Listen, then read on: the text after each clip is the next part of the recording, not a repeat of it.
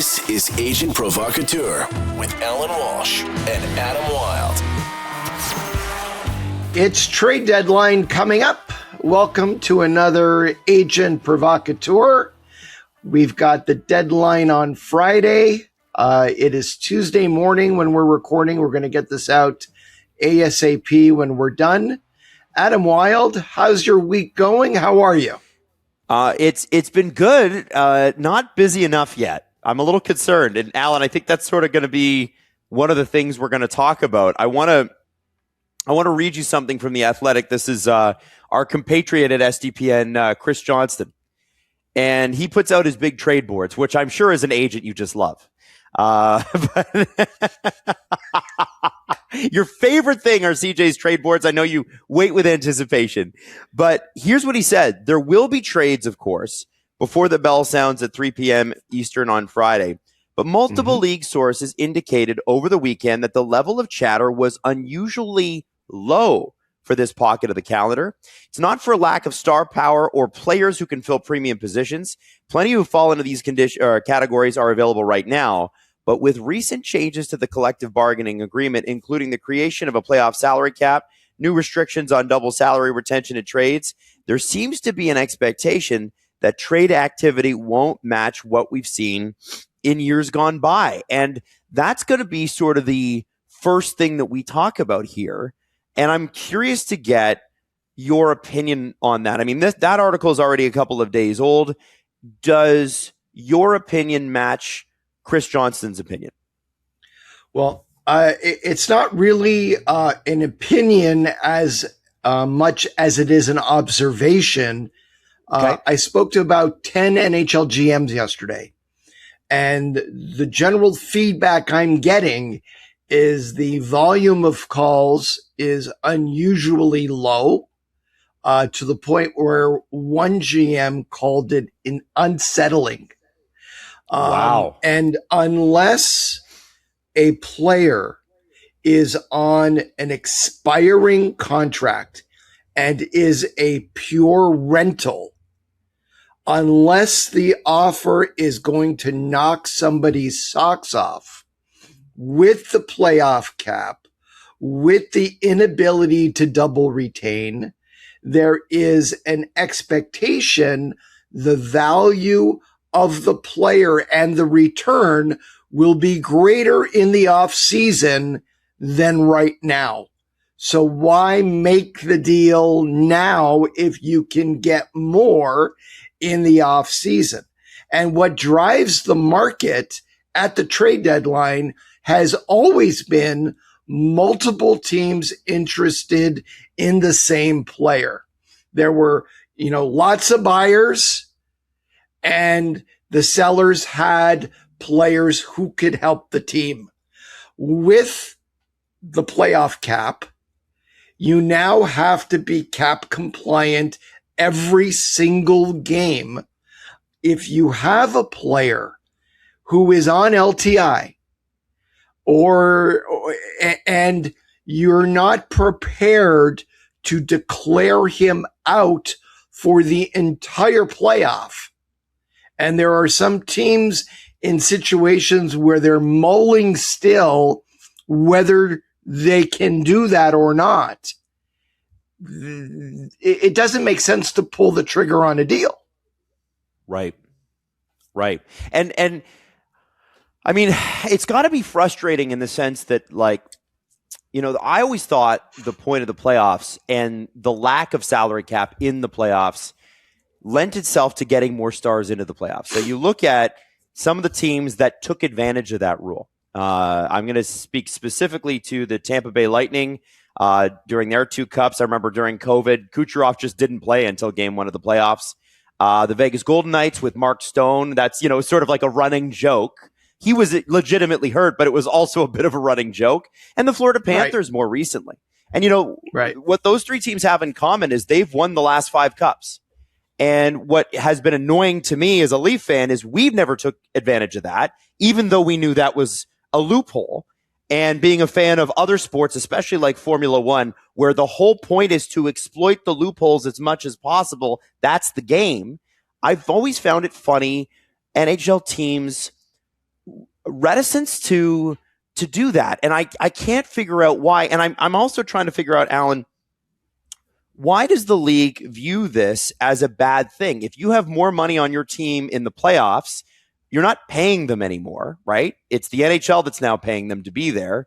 Why would the NHL want to prevent more star power, more skill, more talent from being in the playoffs? I think Gary was listening to some of the influential owners on his executive committee who didn't like the fact that when Tampa won their first cup, they had a playoff payroll of 95 million when the cap was in the low 80s. And Florida was in, 100 million plus. So I think there were some owners saying, let's even the playing field in the playoffs as well and not allow this to happen. And he listened to them. I think from the NHLPA's standpoint, trade deadline, and we've talked about this many times in the past, is a very stressful time for players and their families and disruptive to their lives. So discouraging movement in season is not something players are going to complain about. Right. But I want to come back to that in a second, because I think there's a differentiation point between the players and the fans there. But just back to the playoffs for just a second. I've always been under the impression that the league wants to keep the teams in it as long as possible. That's why we have the loser point in overtime. I was at the Maple Leafs game last night. They didn't deserve a point, I'll be honest. But they got one and still lost. And to me, it's always about wins and losses, but I can understand from a business perspective, you want to keep the buildings full. You want to keep people in the playoff hunt as long as possible. You have what I would call the loser point, the overtime loss point. And there's a lot of teams that feast on those points, and they get these puffed up point totals that really they don't totally deserve. And okay, fine. Business case, that makes sense. Where it doesn't make sense to me in terms of parity is the playoffs. The playoffs is just straight up about wins and losses. Like the regular season, you could chalk up to, it's a business case. There's 82 games, 41 at home. It's going to be 42 next year, blah, blah, blah. But the playoffs are quite literally about greatness. It's not about, we almost won. It's not about what the deserve to win a meter says. It's, did you win or did you not win? Right. And where I think the glove should come off is in that scenario. Now, I know that there are going to be small market fans who look at what I'm saying right now and say, Adam, our owner can't afford this. And I have to ask you, Allan, is that not an outdated point of view at this point? With every franchise I was just going to say, worth well north of $1.2 billion, you can't spend an extra $10 million in a season? I just don't buy it. Yeah, and I don't buy it either. And I think that, that's very much locked into the mentality of the NHL 20 years ago. There are no teams in the NHL that cannot afford to spend more money on players at the deadline. We have a cap. It's 50-50. There is a reconciliation on the 50-50. To say that an individual team cannot afford to spend, every NHL owner is a multi-billionaire, and the teams that are at the lower end of the payroll range are teams that are rebuilding, not because they can't afford player salaries. Yeah. Right? Yeah. It's a cycle of where they're at the present time. They're not going to ice a cap team when they're rebuilding. Right? Yeah. The goal is to, I'm not going to say tank, but the goal is to be as bad as possible. And it's probably a 4 to 5 year cycle, if you're lucky, of high draft picks and savvy trades for prospects and player development all hand in hand that will take your team from the bottom of the league to a contender. And it's a 4 to 5 year cycle if you're stripping it down to the bare bones. Right. And going back to the trade deadline thing, and I know you've talked about this before many times on this show. This is not your favorite week. This is not the players' favorite week. Significant anxiety with their families. If you have to move, are you living in a rented hotel room? Are you living in a condo for 3 or 4 months? You might be getting traded, leaving a young family behind, and then going to unrestricted free agency and not re-signing with the team you even got traded to. So there's so many things that are up in the air. But let's talk about that for a second. Remember here, and I think you've always. Oh, keep going. Let's talk about that first. Let's talk. You just said something, and I think it's very important to make this observation. There are a couple of times in a season where players and their families are terrified. One of them is in the last few days of training camp before teams have to submit their 23-man roster to the league. And players and their families, especially the players on the bubble of making the team or veteran guys in danger of being put on waivers and getting sent down if they clear, and very few players get claimed September 30th off waivers. There's 30, 40, 50 guys on waivers, and maybe 1 or 2 get claimed, maybe 0.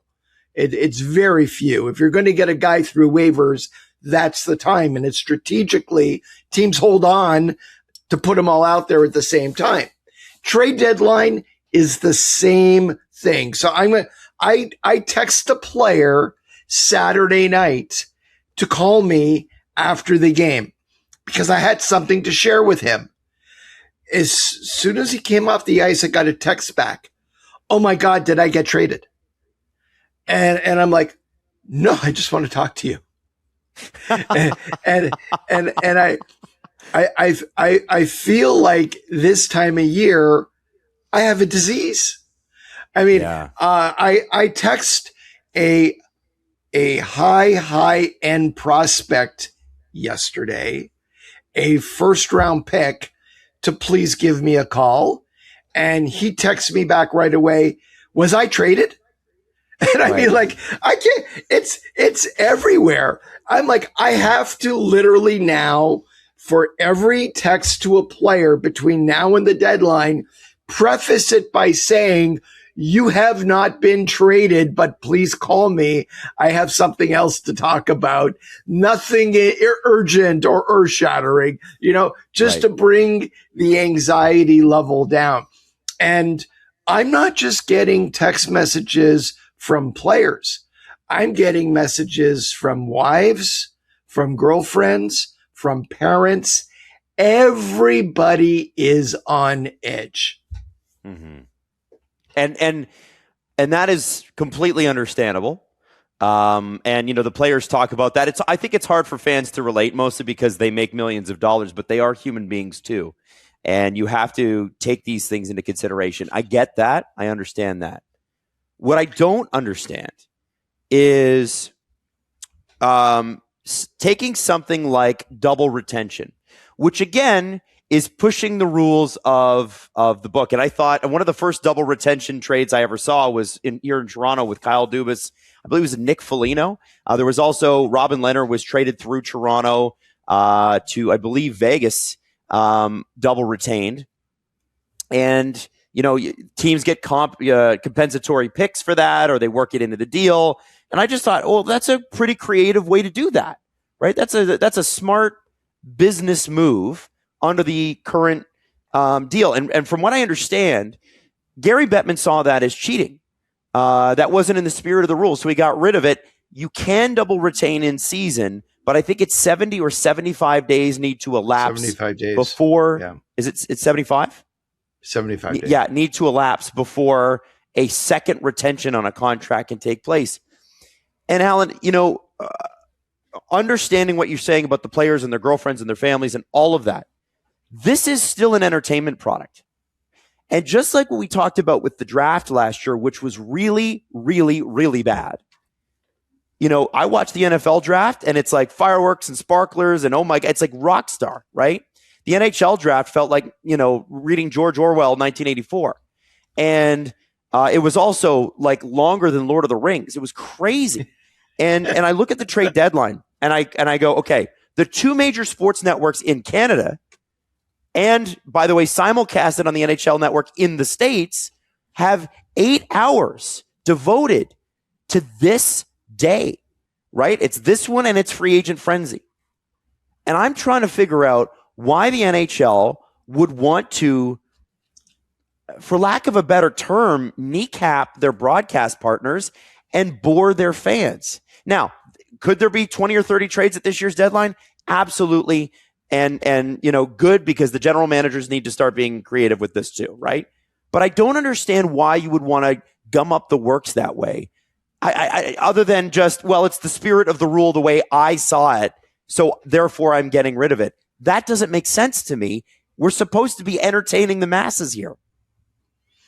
Yeah, and providing content for media for people to talk about in the week to 2 weeks leading up to the deadline, and to get fans and everybody else vested in, should we trade for this guy? Should we trade for that guy? Do we need to add? Are we buyers? Are we sellers? And a couple of lackluster trade deadlines, and the broadcast partners are not going to be able to dedicate an entire day to trade deadline show unless the anchors themselves learn to juggle or do something else to entertain the masses, because there's going to be nothing to talk about. Already there were prior years where 3 hours, 3.5 hours went by without any deals at all. And it was painful, waiting for the action, so-called action, to start. Yes, there will be trades. I think it will mostly be players on expiring contracts, where if you don't trade the player at the deadline and you're not re-signing him or unlikely to re-sign him, losing him for nothing is never a good thing. So you're going to get some kind of an asset back for that player if you can. Those deals will happen. It's logical for them to happen. But where you have a really good player, and he could be still in his restricted free agency years or a year from UFA, those trades are more likely to happen when there are more of a buyer's market for those players leading up to the draft in the summer. And that's really disappointing. And the thing is that broadcast television, as we know, is already struggling. And in a lot of ways, and to take one of their major revenue generating days, just from a media business perspective, and go, we're just not going to give you as much. It doesn't make any sense. Like, you pay, like Rogers is going to pay. I think this is the first season of the new deal or the last one of the old. It doesn't matter. It's either 500 million American or $1 billion American, depending upon what year of the deal we're in. Okay. Right. Why are you going to take some of that entertainment value away after they've signed a 10-year deal with you? I don't get it. And I hope. Well, you are talking about Gary. You are talking about Gary's NHL. Yes. yes, I am. I mean, Allan, think about what good and bad, what happened after the Olympics, right? Obviously, there's the negative stuff, but there's the extremely positive stuff that 2 NHL players were on Saturday Night Live. Yep. I mean, and I we're talking about, along with 2 women's players. And, well, of course, the women's players. Yes, I'm sorry. I'm mostly just talking about that in the NHL context, but yes, Of course. And, hockey generally and women's hockey in the States is exploding. Like the sign-up rates are through the roof. But we're talking about a game on both sides here that has considerable momentum finally after 30 years of kind of regression, right? You talk about, remember the Sports Illustrated cover is the NHL coming for the NBA. You've talked about that for years on this show, and that was in 1993.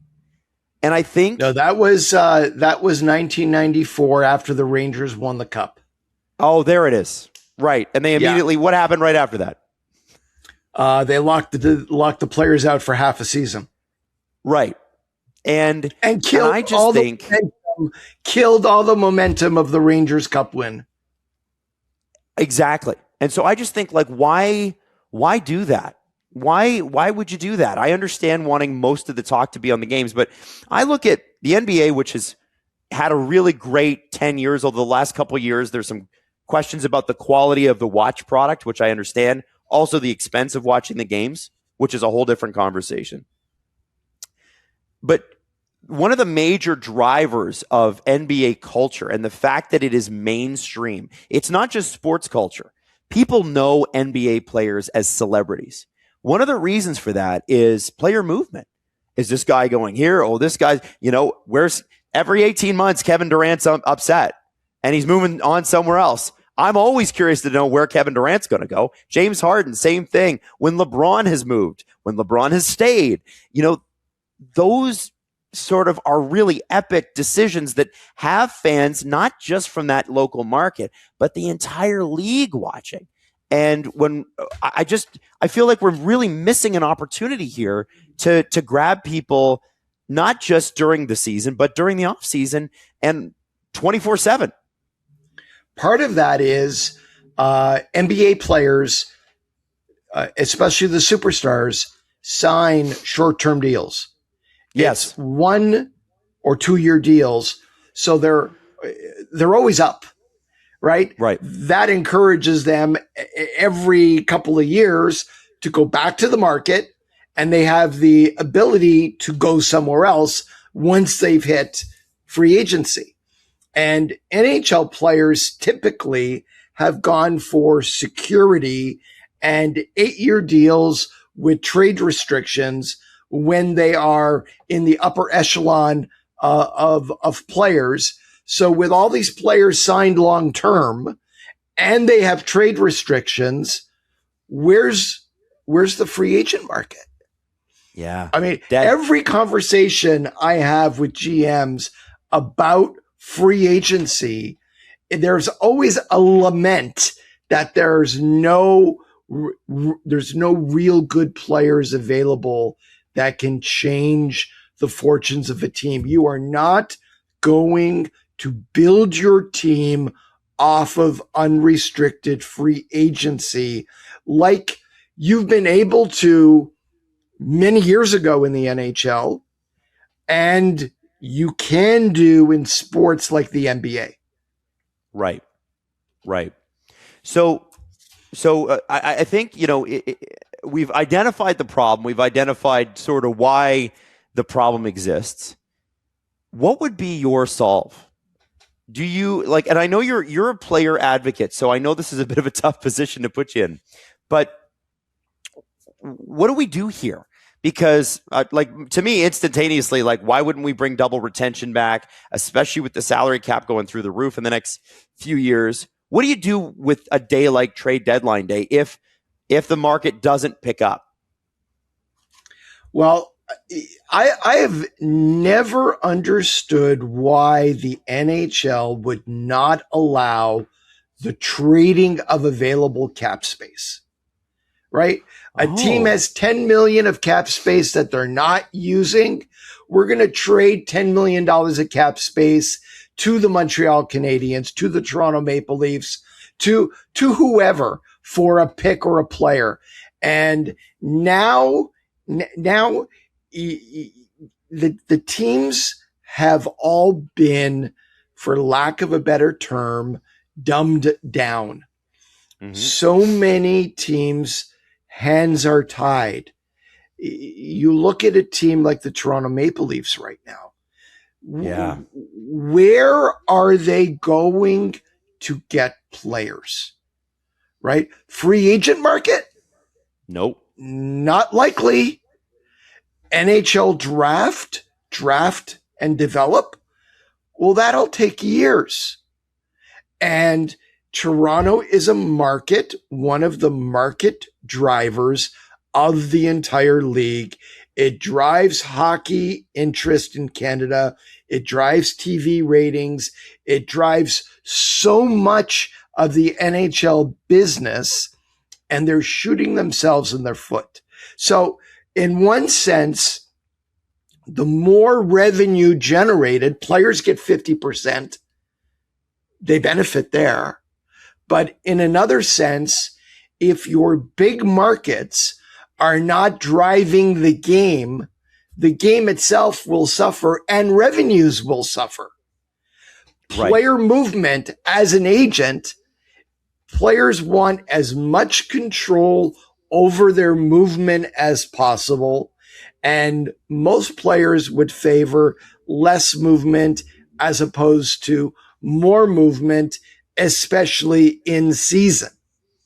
Okay. Yet that's not necessarily the interests of teams. And here's where the teams and the league interests may not be aligned.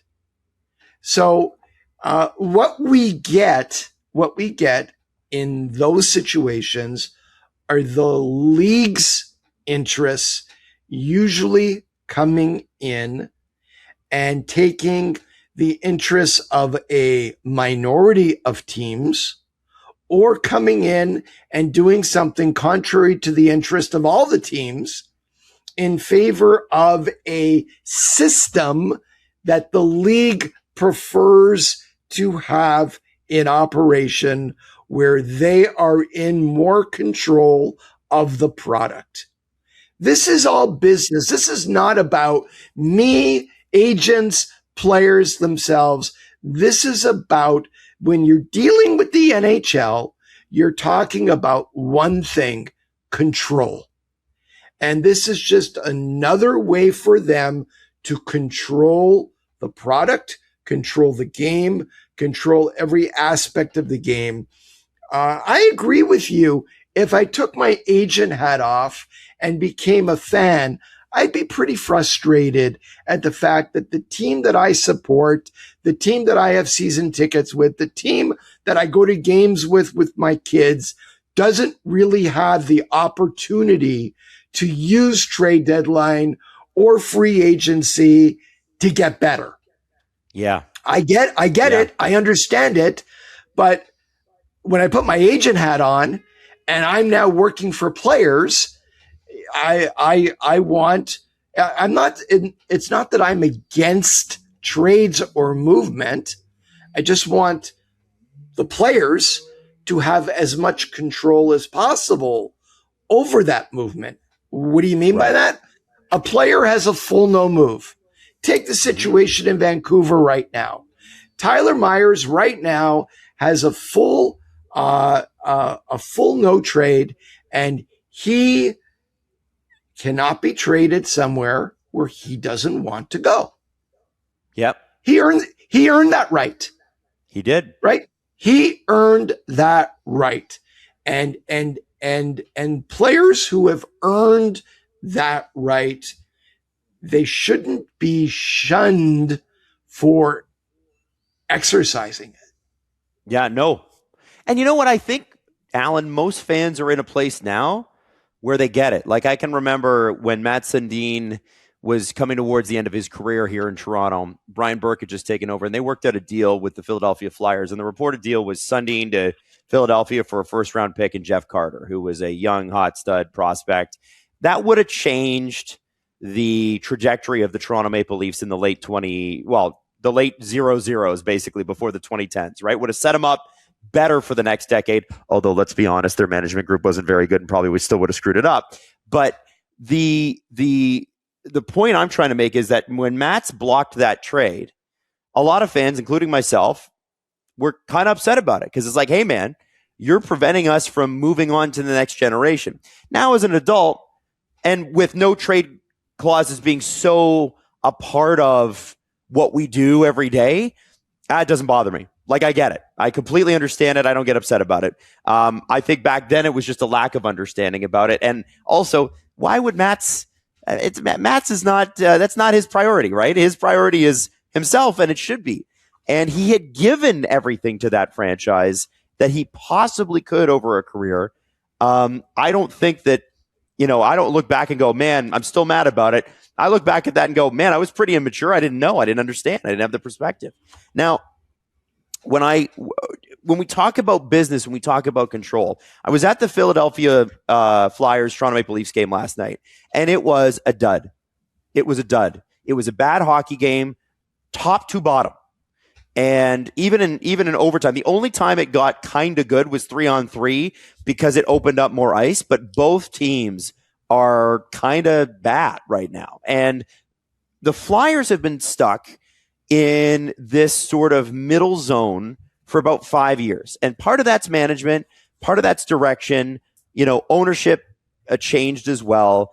But it's, that's 5 years of a very major city center, majorly important NHL team, major revenue driver. Forget Toronto. I'm just talking Philly here. And great history and amazing fans, like incredible fans. And when Philadelphia is a good team, it's awesome because they're really hateable. And I remember those, the Philadelphia Flyers, Pittsburgh Penguins battles of the 2010s. Like, just phenomenal television. Allan, you were at a lot of those games because of Marc-Andre Fleury and Pascal Dupuis and all the guys that you represented in those games. So you would know better than I would. Yep. I say all that to say this. Chris Johnson, who we referenced earlier, says in the NHL, you're selling hope or you're selling wins, right? In Toronto, the last 10 years, we've been selling wins. Before that, when the team bottomed out, got Nylander, Marner, Matthews in 3 separate drafts, 2 of them by accident, Matthews on purpose. They were selling hope, right? Hey, we're going to be bad this year. We're going to go after that first round pick or that first overall pick, and then we're going to try to turn this thing around. And it turned around, I think, faster than anybody thought it would. When I look at these two markets and these two fan bases, what sort of hope can you sell if you can't sell assets, right? If you can't sell players, if you can't build through free agency, as you said, if you're building through the draft, like people are like, oh, well, I got a 2027 second rounder or a 2028 third rounder. Well, if that third rounder even plays 10 games in the NHL, it's likely that it won't be till 3 or 4 years after they're drafted. So if that's a pick that's 2 or 3 years from now, we're talking about a player 7 years from now. How do you sell someone on that? You can't. And listen, in Toronto's case, there's management issues. We don't need to get into that. I don't agree with some of the decisions they've made. Very clearly, that's a problem. But you got to give people hope that something could turn around in the next 18 months to 2 years. Otherwise, like, what are we doing? Do you know what I mean? I think one of the issues with a lot of front offices is there's almost too much data and information being thrown at them on a daily basis. And from the analytics group pumping out relevant analytics to reports from around the league, from pro scouts to reports from the coaching staff in the American Hockey League. There is so much information being fed into management that one of the talents that I have identified in dealing with different management groups from different teams is the ability to cut through the data to what's most important. And if you do not have, it's not just having a means to assemble all of the relevant data, but how to turn that data into actionable items.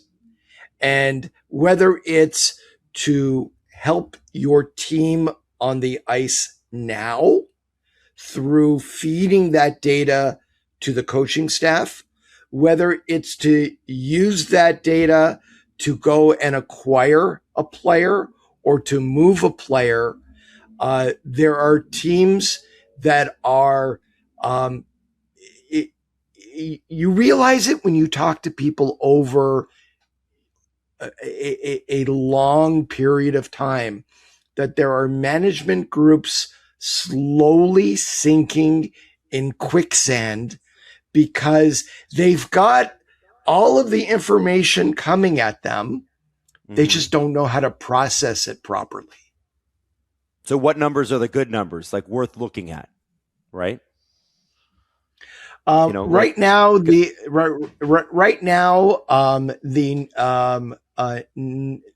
analytics du jour are expected goals for.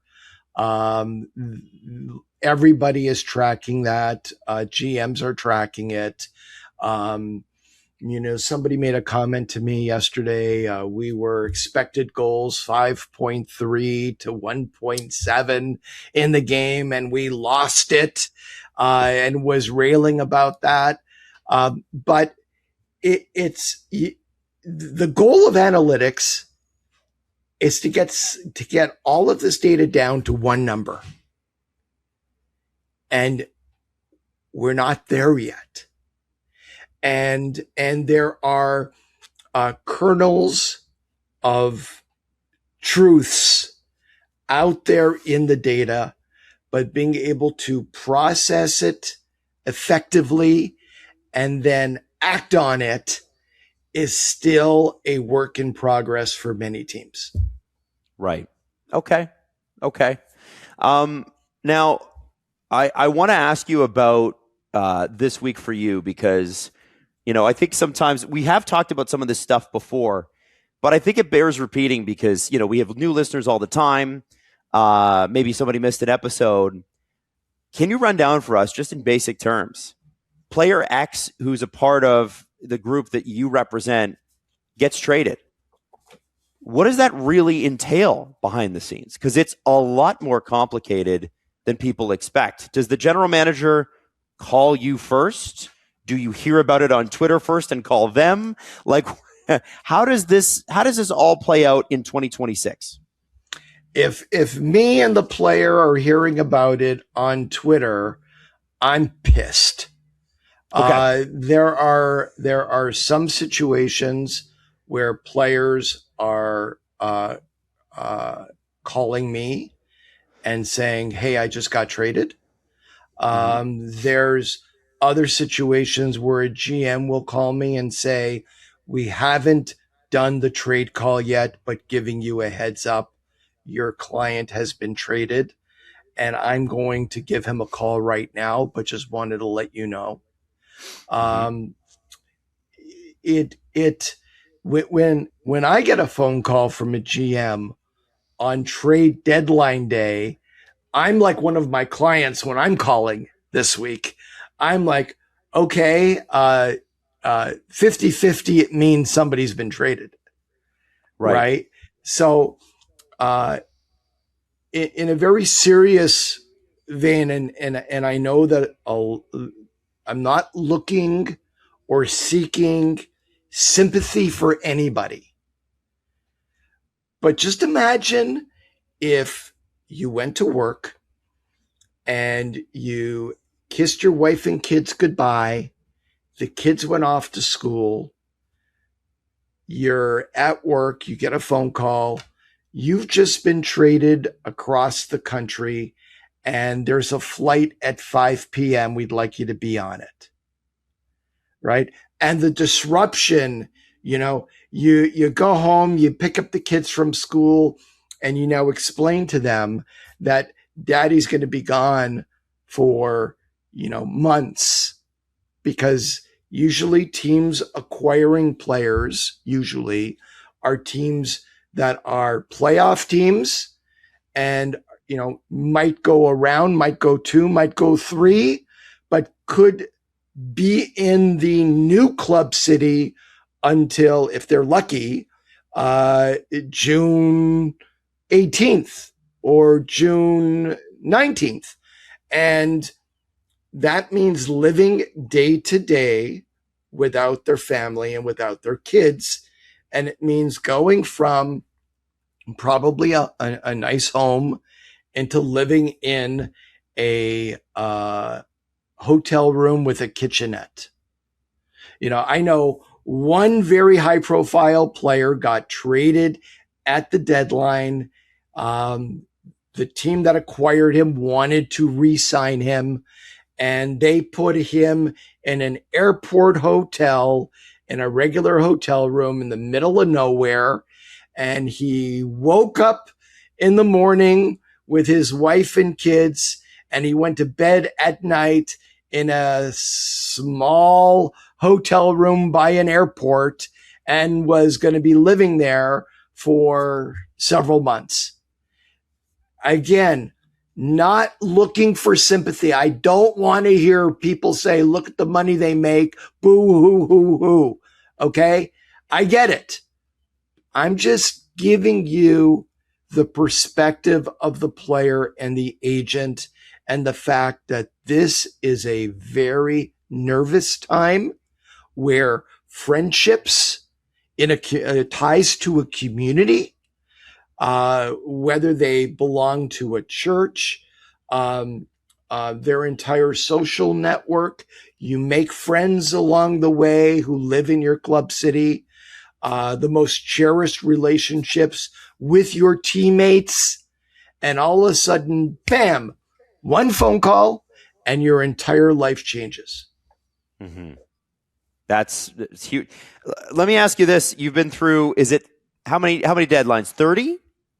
31? Well, this is my 31st year as an agent, so let's call it an even 30 deadlines. Okay. What's the most memorable trade for you at the deadline? You got a story? The most memorable trade for me was the one that didn't happen, because the team couldn't get the trade waiver into the league by the deadline.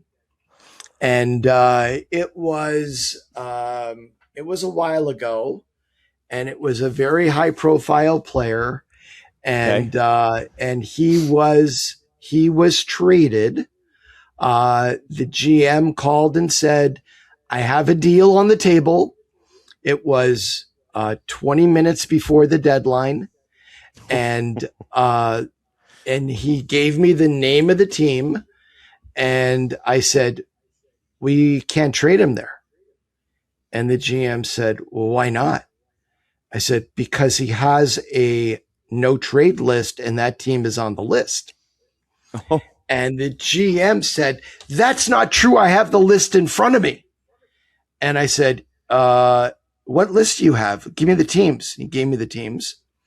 And I keep a file on my phone of every year's trade list. And I pull up the trade list for the player, and he was looking at the prior year's trade list. Oh. We provided a new list on July 1, and two of the teams changed out of the 10.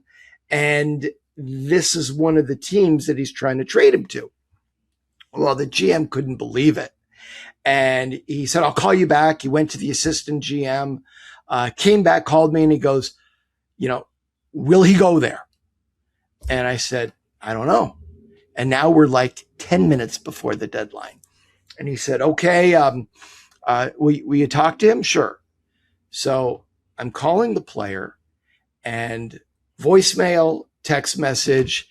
He gets back to me. It's about 5 minutes now before the deadline. This is a situation. There's 5 minutes. Would you go there? And he goes, yeah, I'd go there. Okay. I write up the waiver. I email it to him. And now he's got to electronically sign it and get it back to me. And he calls me up and he says, how do I sign this on my phone? Oh, And I'm like, sign easy app. So he has to go to the app store and download the app. And then he has to download the list into the app. And then he has to sign it and send it to me. We're at now 2 minutes before the deadline. The GM is calling. I've got it. I send it. A lot of emails have antivirus software that delays receipt for a minute. The windup is it didn't get into the league until 2 or 3 minutes after the deadline, and the trade never happened. Oh my God. What a great story. Now, when you do your book, because I know you're not going to do a book until you're retired, will you tell us who that is and who that was? Yes, but not. I'm saving it for the book. Oh, as you should. As you should. I have no expectation or interest in retiring, so I may be writing that book in my 90s. Allan, that's an awesome story. I know there was one out of Toronto years ago with Jonas Hoagland, and I think they tried to trade him to Boston, and the fax machine didn't work because they used to have to fax it in, right?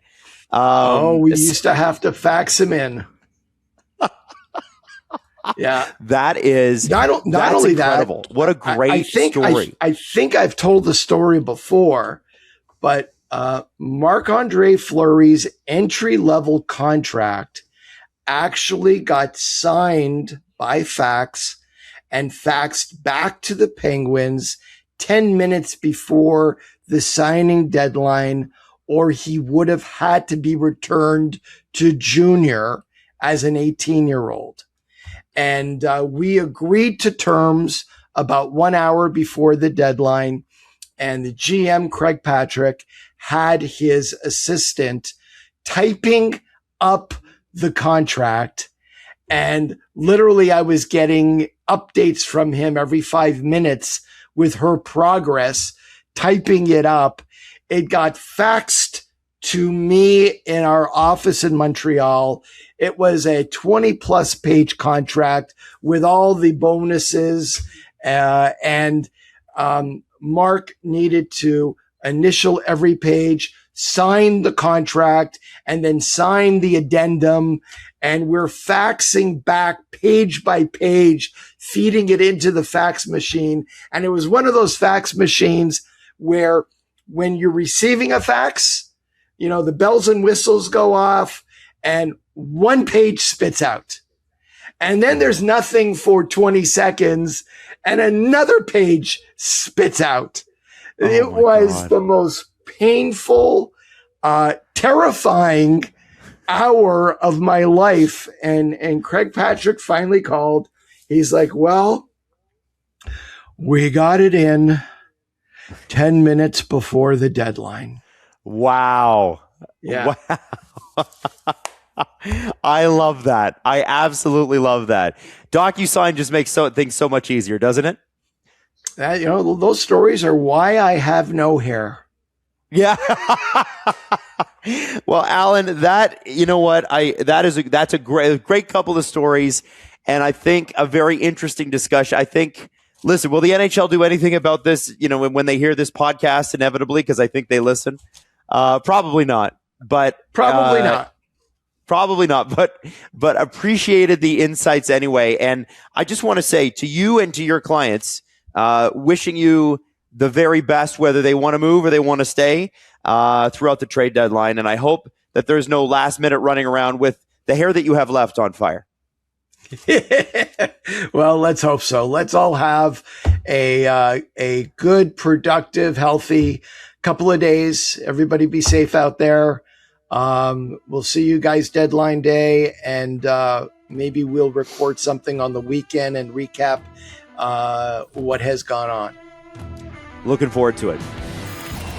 This has been Agent Provocateur with Allan Walsh and Adam Wylde. Follow Allan Walsh on Twitter @WalshA. Subscribe wherever you get your podcasts by searching Agent Provocateur and hitting the subscribe button. YouTube.com/SDPN.